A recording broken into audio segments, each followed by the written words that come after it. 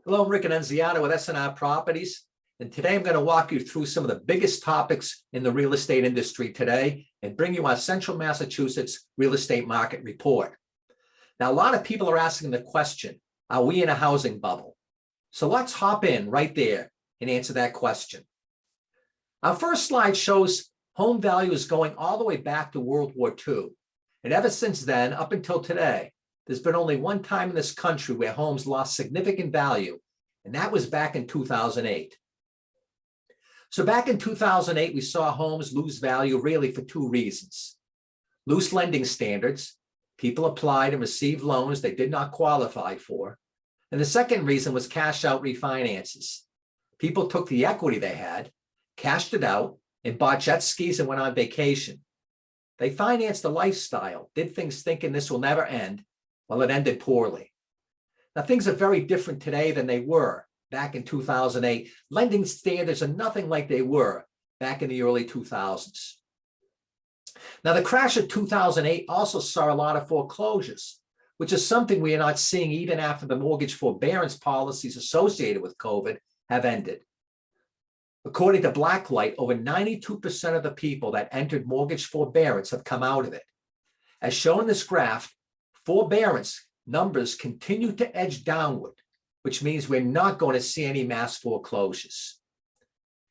In this graph, we see those red bars indicating high foreclosure activity back in 2008. But since then, we've seen tighter lending standards, which have led to less foreclosures in the market. Today, people applying for mortgages have to go through a more rigorous process, and banks demand higher credit scores from applicants. Foreclosure activity is at an all-time low. So if you're waiting on the sidelines as an investor, for example, we will not see a recurrence of 2008 with a lot of empty properties in foreclosure. The other question a lot of people bring up as homes get expensive, as homes have risen in price, people are thinking they're not going to be able to support that debt. And so you're going to see an influx of homes in the market. This graph is from the Federal Reserve. This is the household debt service ratio for mortgages.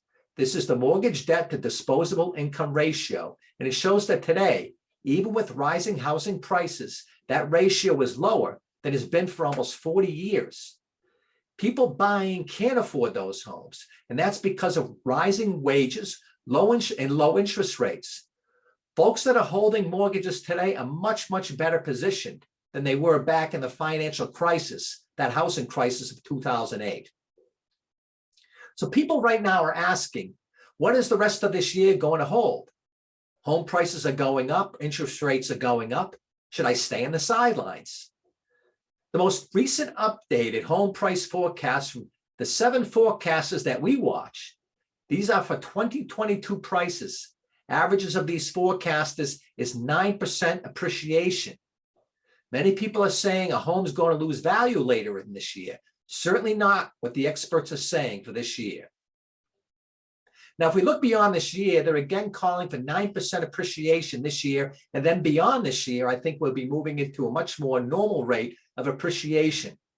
Before the pandemic, the average appreciation in a home was about 3.8%.